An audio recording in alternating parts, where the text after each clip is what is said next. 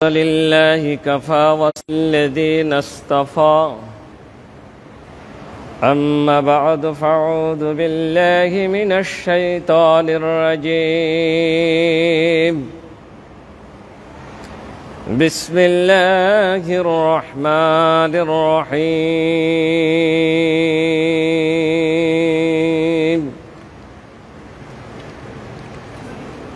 ولو أن أهل القرى آمنوا واتقوا لفتحنا عليهم بركات من السماء والأرض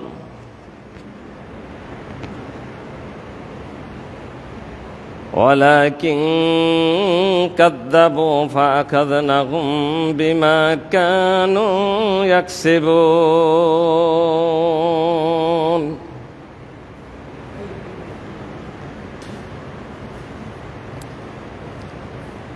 আলহামদুলিল্লাহ, সমস্ত প্রশংসা হামদনাদ গুণ কীর্তন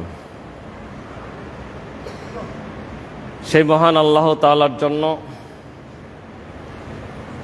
যিনি আমাদের সৃষ্টিকর্তা, রিজিক দাতা, রক্ষাকারী, আমাদের জীবনের ইহ এবং পরকালীন সকল বিষয়ের বরকত দানকারী, বরকত নিয়ন্ত্রণকারী যেই মহান আল্লাহ তাআলা, তার দরবারে শুকরিয়া এবং কৃতজ্ঞতা স্বরূপ আমরা সকলে বলি আলহামদুলিল্লাহ।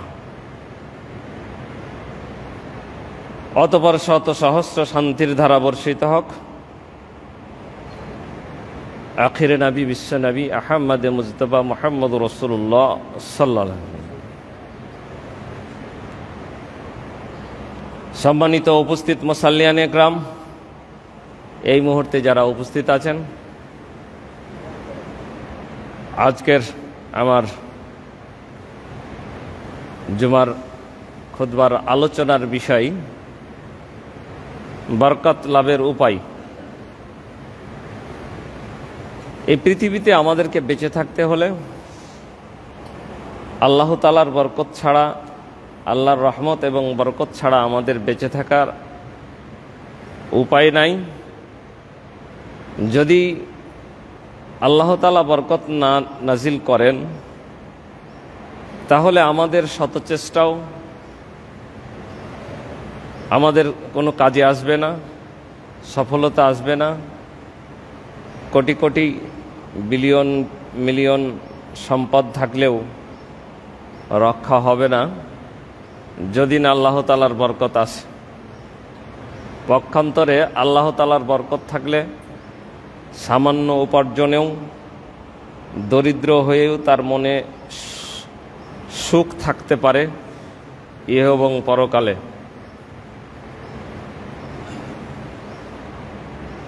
যাই হোক, আমি আমার এই উল্লেখিত বিষয় অর্থাৎ বরকত লাভের উপায়, আল্লাহ তাআলার কাছ থেকে আমরা বরকত আল্লাহ দেবেন, তবে কিভাবে পেতে পারি, আল্লাহ তাআলার কাছ থেকে বরকত আমাদের পাওয়ার মাধ্যমগুলো কি কাজ করলে আল্লাহ তাআলা আমাদের প্রতি খুশি হয়ে বরকত নাজিল করবেন, এই বিষয়গুলো সম্পর্কে সংক্ষিপ্ত নির্ধারিত সময়ে আলোচনা করব। ওমা তৌফিকি ইল্লা বিল্লাহ আলাইহি তাওয়াক্কালতু ওয়া ইলাইহি উনীব। সম্মানিত উপস্থিতি, আমাদের একটি কথা মনে রাখতে হবে, ইহ এবং পরকালে সকল বরকতের চাবিকাঠি যেমন আল্লাহ তাআলার, আল্লাহ তাআলা এই বরকত নিয়ন্ত্রণ করেন, আল্লাহর মাধ্যমে বরকত পাওয়া যাবে। পক্ষান্তরে এই পৃথিবী থেকে বরকত উঠে যায়, বরকত থেকে মানুষ বঞ্চিত হয় শয়তানের কারণে, ইবলিসের কারণে। শয়তান যেখানে আছে সেখানে কোনোদিন কখনো বরকত নাজিল হয় না। শয়তানের উপস্থিতি যেখানে, সেখানে কখনো বরকত থাকবে না। বরকত নাজিল করতে হলে অবশ্যই অবশ্যই অবশ্যই শয়তানকে দূরে রাখতে হবে শয়তান থেকে নিজেকে বাঁচিয়ে রাখতে হবে। তা আসুন আমি আপনাদের সামনে এই বিষয়টি সপক্ষে যেই কথাগুলো বলতে চাচ্ছি, আল্লাহ তাআলা আমাদের প্রতি বরকত নাজিল করবেন এ কথাটা ঘোষণা দিয়েছেন সূরা আরাফ। সূরা আরাফের মাঝে আল্লাহ তাআলা বলছেন, ওয়ালাউ আন্না আহলাল কুরা আমানু ওয়াত্তাকাউ লাফাতাহনা আলাইহিম বারাকাতিম মিনাস সামাই। আল্লাহ তাআলার কাছ থেকে আকাশ এবং জমিনের বরকত পাওয়ার প্রধান মাধ্যম হলো আল্লাহর একাত্মবাদে বিশ্বাস করে আল্লাহকে ভয় করা। এটা হলো এক নম্বর মাধ্যম। এক নম্বর মাধ্যম হলো ঈমান ও তাকওয়া। যেখানে ঈমান আছে সেখানে বরকত আছে, যেখানে তাকওয়া আছে সেখানে বরকত আছে। যেখানে ঈমান নাই সেখানে বরকত নাই, যেখানে তাকওয়া নাই সেখানে বরকত নাই। আল্লাহ তাআলা বলছেন, ওয়ালাউ আন্না আহলাল কুরা, যদি জনপদবাসী, পৃথিবীর প্রান্তে প্রান্তে ছড়িয়ে থাকা গ্রামবাসীর এই মানুষগুলো আমানু, তারা ঈমান আনত, যদি তারা ঈমান আনে, ওয়াত্তাকাও এবং তাকওয়া অবলম্বন করে, সকল ক্ষেত্রে আল্লাহ তাআলাকে ভয় করে চলে। ইতিপূর্বে কয়েক জুমা আগে আপনাদের সামনে একটু তাকওয়া সম্পর্কে বলছিলাম যে তাকওয়া বলে কাকে, হয়তো ভুলে গেছি। আল্লাহ রাসূল থেকে উবাই ইবনে কাবের মাধ্যমে হযরত ওমর যখন জিজ্ঞাসা করলেন যে তাকওয়া কাকে বলে এটা ব্যাখ্যা দাও, তখন উবাই ইবনে কাব আল্লাহ রাসূল থেকে উদ্ধৃতি করলেন যে তাকওয়া বলছেন যে আল্লাহ রাসূল ওই গ্রামের ক্ষেতের আইলের পথ, দুই দিকে কাঁটাযুক্ত বেড়া, আর মধ্যখান দিয়ে আপনি যাবেন, আর হাঁটার সময় কাপড় কাটাই বেঁধে যাবে, তাই সতর্ক হচ্ছেন, সেটে দিচ্ছেন। এর নাম তাকওয়া। মানে আপনি প্রতিটি পদে একটু সতর্ক হবেন যে এটা আমার ভুল হয়ে যাচ্ছে কিনা, আল্লাহ নারাজ হয়ে যাচ্ছে কিনা, শয়তান খুশি হয়ে যাচ্ছে কিনা, এই সতর্ক থাকার নাম হলো তাকওয়া। তা আল্লাহ বলছেন যে অত্তাকাও, যদি তারা তাকওয়া অবলম্বন করতে পারে, লাতাফাতাহানা আলাইহিম বারাকাতিম মিনাস সামাই ওয়াল আরদ, তাহলে আকাশ এবং জমিন থেকে আমি বরকত নাজিল করতাম। আকাশ থেকে বরকতের বৃষ্টি হতো আর জমিন থেকে বরকতের ফসল উৎপাদিত হতো, দুই দিক থেকে হইতো। ওয়ালাকিন কাযযাবু, কিন্তু তারা মিথ্যা মনে করছে। তারা মিথ্যা মনে করছে, তারা এটাকে মিথ্যা মনে করছে। কেমন মিথ্যা মনে করছি? আমরা তো বলবো যে আমরা সবাই আল্লাহকে বিশ্বাস করি, আকাশ থেকে বৃষ্টি না হলেই হবে না। তা আকাশ থেকে বৃষ্টি হলেই বেশি বেশি বৃষ্টি দিবেন আল্লাহ তাআলা। তো আপনাদের সামনে গত কয়েক জুমার আগে বলছিলাম যে আমাদের ভুল ত্রুটির কারণে বৃষ্টি বন্ধ হয়ে যায়, আর বৃষ্টি নাজিলের অন্যতম মাধ্যম তওবা করা, ইস্তেগফার করা। তওবার মানে শুধু ওই আস্তাগফিরুল্লাহ পড়া নয়, পাপ থেকে ফিরে আসা। আমরা কয়জন ফিরে এসেছি? কয়জন আমরা নামাজ পড়তাম না আগে, কথাগুলো শোনার পরে নামাজ এখন পড়তে লেগেছি? কয়জন?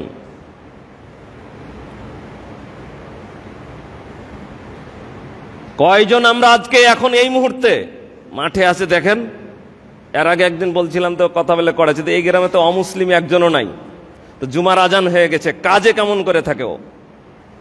কথা কড়া হয়ে যায়, কঠিন লাগে। বিশ্বাস যদি থাকতো যে বরকত দেওয়ার মালিক আল্লাহ, তাহলে কাজ ওইখানেই বন্ধ, চলে আসতো। ইজা নুদিয়া লিসসালামি ইয়াউমিল জুমা ফাসআউ, দৌড়াইতে লাগতো মানুষ।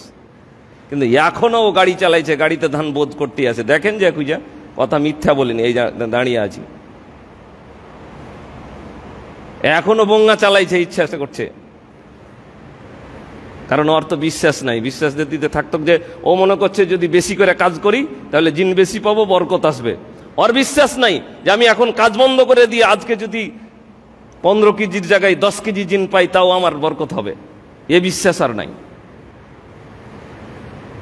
মালিকের বিশ্বাস নাই যে আমার ধান দুদিন দেরি হয়ে গেল, আল্লাহ কাটাইলে কাটতে পারবো। ও কইছে সেরিয়ে যাও কাজখানটা, মালিকে কইছে। তাই আল্লাহ বলছেন ওয়ালাকিন কাযযাবু, তারা আমার এই কথাগুলোকে মিথ্যা মনে করেছে। ফাআখাযনাহুম বিমা কানু ইয়াকসিবুন, এজন্যই তাদের কৃতকর্মের কারণেই আমি এই বিপদগুলো দিয়ে থাকি, তাদেরকে পাকড়াও করে থাকি, গ্রেপ্তার করি, ধরে থাকি, বিপদ দেই। বিমা কানু ইয়াকসিবুন, তাদের এই কর্মের কারণে। সূরা আরাফ আয়াত নম্বর 96।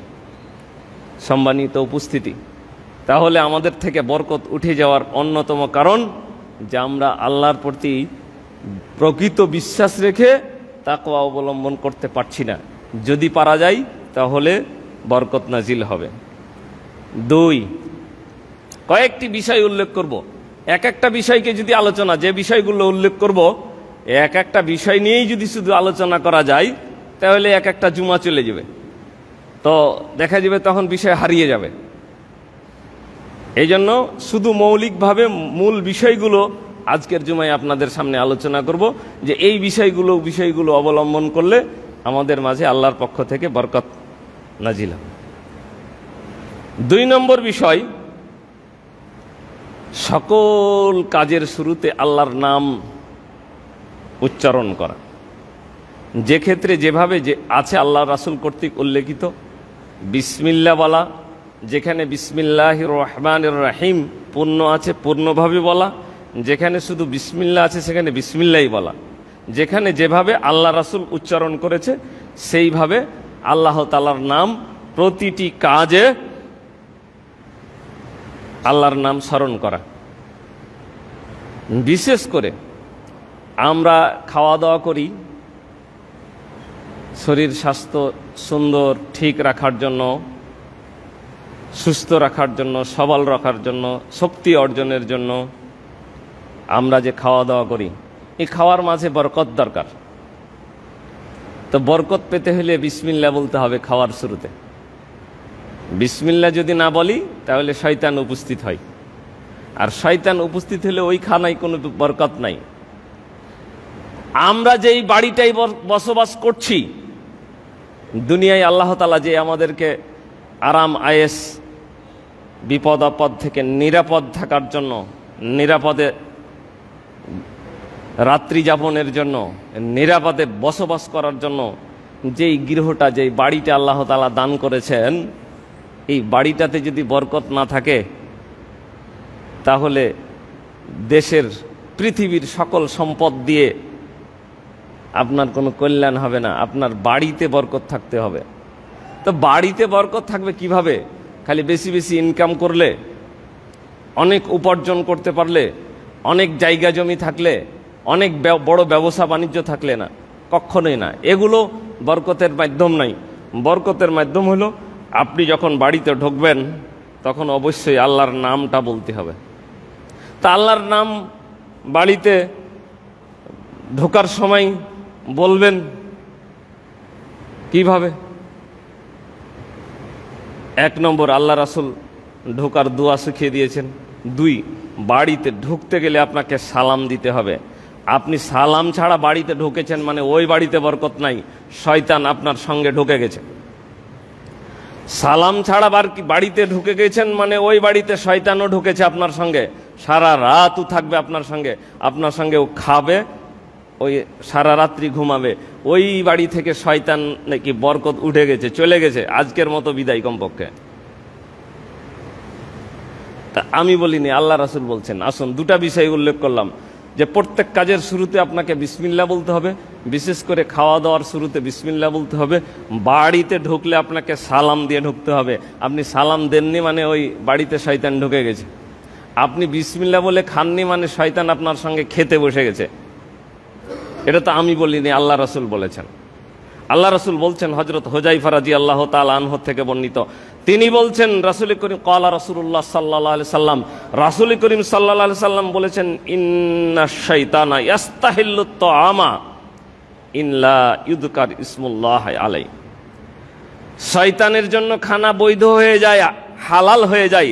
ইন্নাশ শাইতানা ইস্তাহিল্লুত তাআম, শয়তান খাদ্যকে হালাল করে নাই মানে খাওয়া তার বৈধ হয়ে যায়, অনুমতি হয়ে যায়। ইনলাম ইউযকার ইসমুল্লাহ আলাই, যেই খাদ্য খাওয়ার সময় আল্লাহর নাম নেওয়া হয় না, বিসমিল্লাহ বলা হয় না, ওটা। আর যেটা বিসমিল্লাহ বলা হয়, শয়তানের জন্য ওখানে বাধা তৈরি হয়ে যায়, শয়তান আর ওখানে আর হাত দিতে পারে না।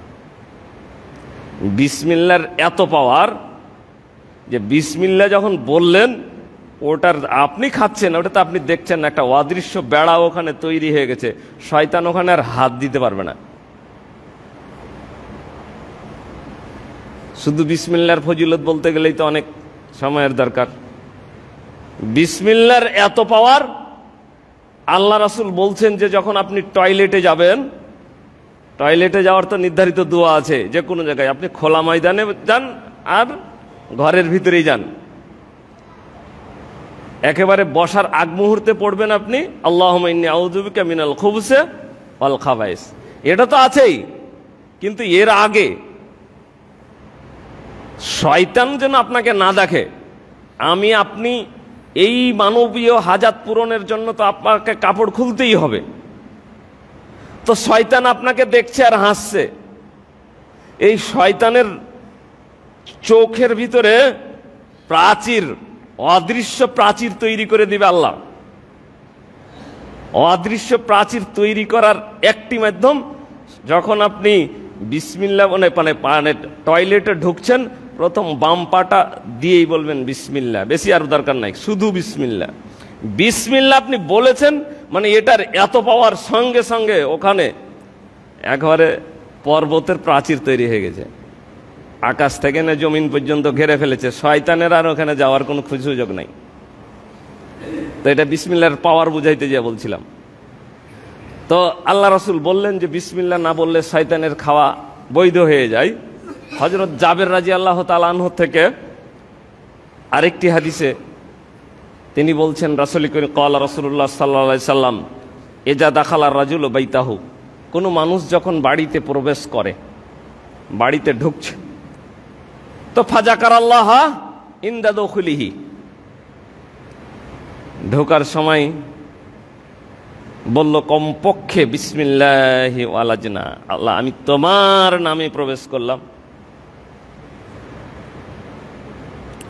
দিয়ে এখন বাড়িতে যারা আছে এদেরকে বলল আসসালামু আলাইকুম।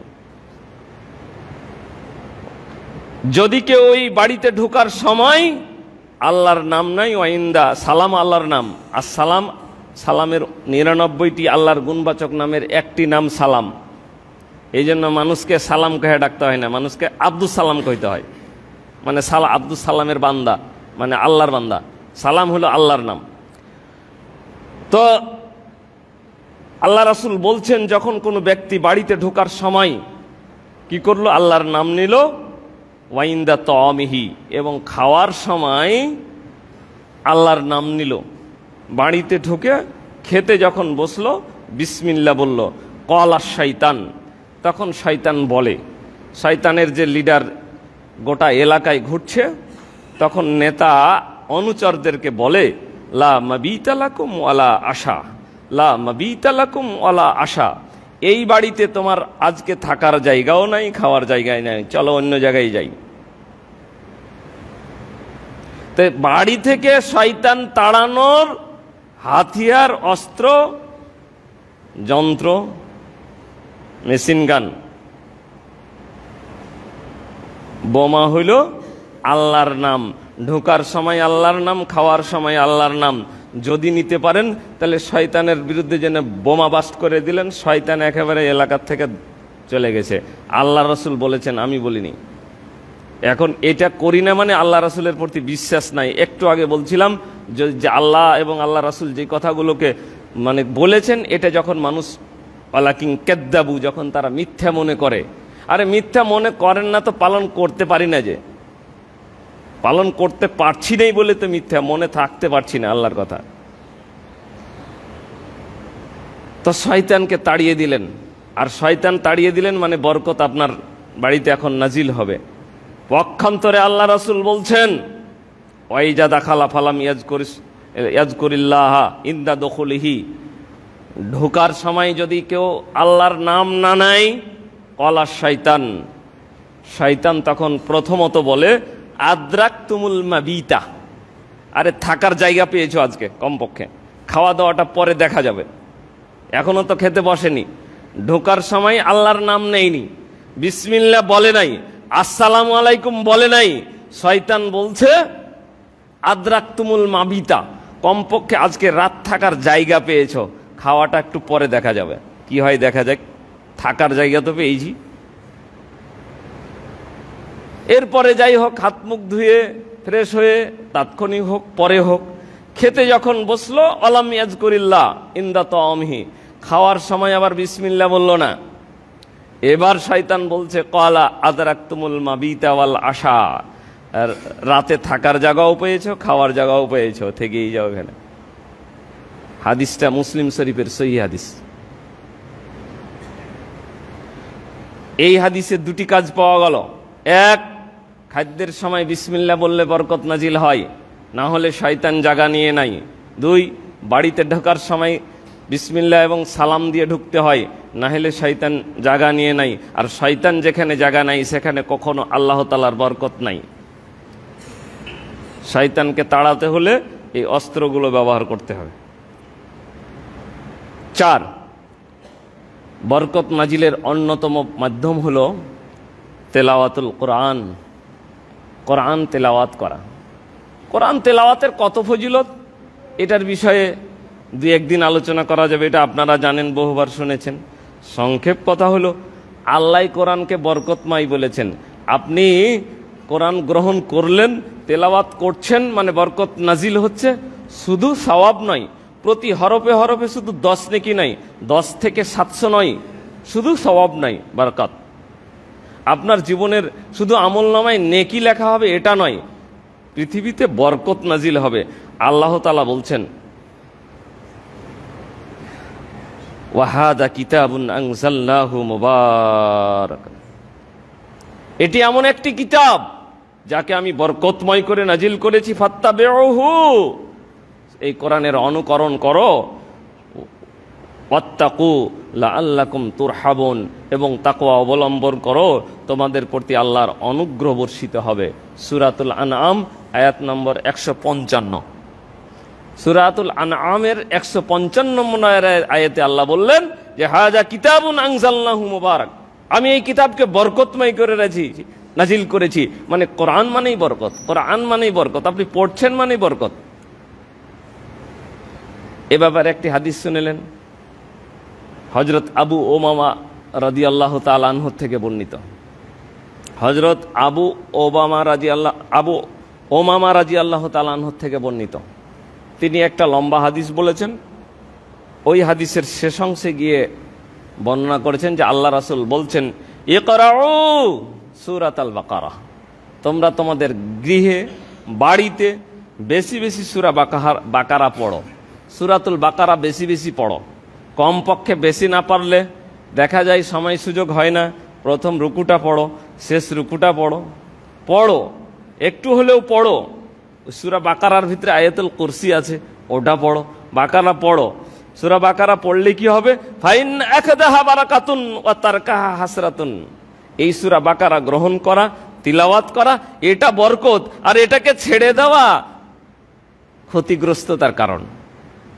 এটাকে ধরা, এটাকে পড়া, এটাকে তেলাওয়াত করা, এটা হলো বরকত। আর এটাকে ছেড়ে দেওয়া, এটা হলো ক্ষতিগ্রস্ততার কারণ। তবে সবাই কি পারবে? সবাই পড়তে ওয়ালা ইয়াস্তাতিউ ইল্লাল বাতালা, যারা ঈমানি যোদ্ধা তারাই শুধু এটাকে গ্রহণ করে পড়তে পারবে। হাদিসটি বর্ণনা করেছেন ইমাম মুসলিম রাহমাতুল্লাহ আলাইহি। সুতরাং বরকত যদি আমাদেরকে নাজিল করতে হয়, নিতে হয়, তাহলে কোরআনের যে কোনো অংশ পড়তে পারেন। বিশেষ সূরা বাকারার কথা আল্লাহ রাসূল বলছেন। এই জন্য তো মুহাদ্দিসিনগণ, বিদ্বানগণ বলেছেন রাসূলের হাদিস অনুসারে যে যদি আপনি সারাদিন পড়ার সুযোগই পান না, সময়ও জুটে না, পড়তেও জানেন না, তাহলে সকালে সন্ধ্যায় কমপক্ষে তো 3 বার সূরা ইখলাস পড়েন তো, তাও তো আল্লাহকে বুঝাতে পারবেন যে আল্লাহ তোমার নবী বলেছিল যে এই সূরা পড়লে 3 বার পড়লে 1 খতম নেকি হয়, তো আমি বেশি জানি না, আমি এটাই তো পড়েছি তো তোমার কিছু কালাম, তা তুমি আমাকে বঞ্চিত করবে কেন? এটুকুন বলার সুযোগ থাকবে। তো কমপক্ষে হলে সূরা ইখলাস 3 বার করে সকালে সন্ধ্যায় পড়েন। এটা কমপক্ষে, এ কথাও নয় বাদ দিয়ে এটা পড়বেন, এ কথা ফতোয়া নয়। পঞ্চম বিষয়, আমাদেরকে যেই কাজগুলো করলে আমরা বরকত পেতে পারি। বিপদ আপদ থাকা মানে বরকত উঠে যাওয়া, বিপদ মানে বরকত না থাকা, আর বিপদ মুক্ত থাকা মানে বরকত থাকা। তো বিপদ মুক্ত থাকতে হলে, আল্লাহর কাছ থেকে বরকত পেতে হলে আল্লাহ রাসূল বলছেন যে আস-সাদকাতু তারুদ্দুল বালা, দান খায়রাত করলে বরকত নাজিল হয়, বেশি বেশি দান খায়রাত করলে বরকত নাজিল হয়, বরকত সাদকা করলে বিপদ দূরভূত হয়ে যায়, মানে বরকত থাকে।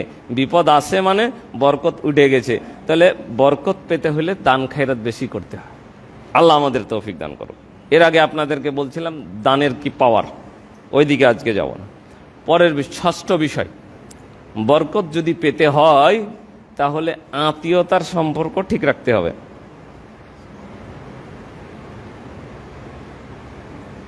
বরকত যদি পেতে হয়, পৃথিবীতে বরকত নাজিলের, রিজিকে বরকত হওয়ার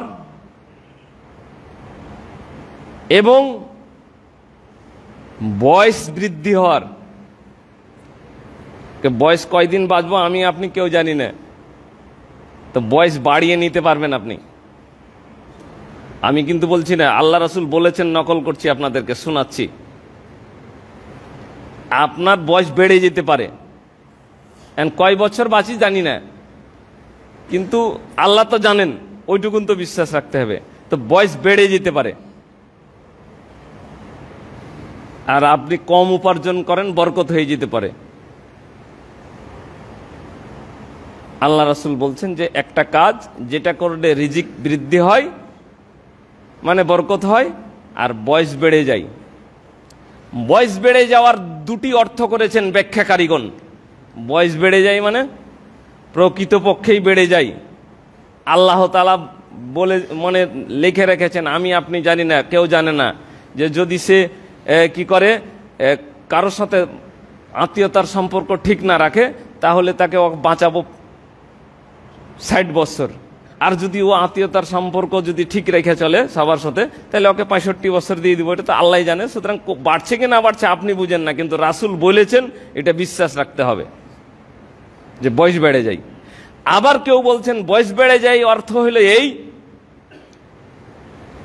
যে ও বাঁচলো 60 বছরই ঠিক, কিন্তু 60 বছরে যে আমল করত, ওই 100 বছর আমল করার নেকি পেয়ে যাবে ওইভাবেই।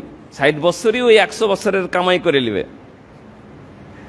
তাহলে বয়স বেড়ে যাওয়া হলো, কম সময়ে বেশি পেয়ে গেল, মানে ওটাও একটা বয়স বেড়ে যাওয়া হলো। তা আল্লাহ রাসূল বলছেন, হযরত আনাস রাদিয়াল্লাহু তাআলা আনহু থেকে বর্ণিত, হযরত আনাস রাদিয়াল্লাহু তাআলা আনহু থেকে বর্ণিত, তিনি বলছেন, রাসূল করিম সাল্লাল্লাহু আলাইহি সাল্লাম বলেছেন, মান আহাব্বা আন ইউবসাতা ফি রিজকিহি ওয়া ইউনসা লাহু ফি আসারিহি, যে চাই, যে ভালোবাসে, যার মনে চাই, যে ভালোবাসে যে তার রিজিক বৃদ্ধি হোক, বয়স বেড়ে যাক, রিজিক বৃদ্ধি হোক, বয়স বেড়ে যাক, এটা যে চাই, যে যার রিজিক বৃদ্ধি হোক, বয়স বেড়ে যাক।